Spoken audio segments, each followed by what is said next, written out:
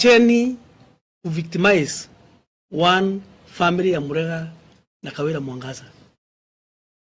Our hands are clean, mimi na bibi yangu hapa. Ningependa kumweleza pia wazazi wetu mahali walipo. My mother,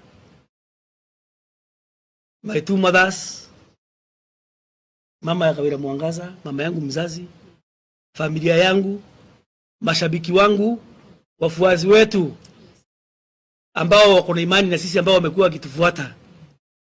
We can't let you down by doing such an act.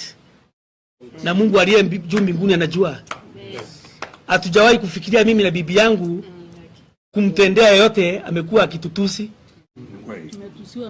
Tumetusiwa miaka mingi tangu gavana alipoanza kuomba kiti cha human rep. It is there in the public domain. Tumetusiwa mara mingi na watu wengi. Hata nyinyi mnajua.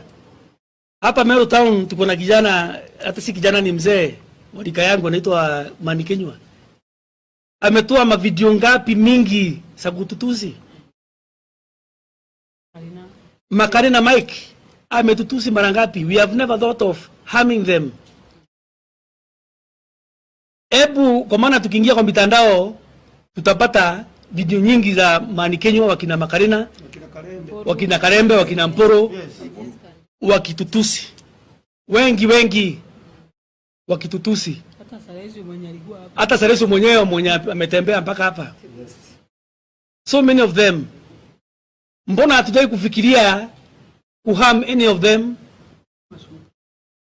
Mbona sniper ambaye waandishi wa habari na bloggers wanasema ni big critic wa Kawira Mwangaza, mpaka nimetafuta video moja ambayo sniper amecriticize Kawira Mwangaza, mpaka leo nimekosa.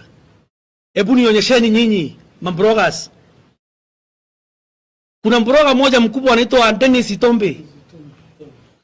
Yeye amekuwa akiandika ya kwamba sniper ni big critic wa serikali ya Kawira Mwangaza. Shame on him. Shame on him. Hebu Itumbi produce videos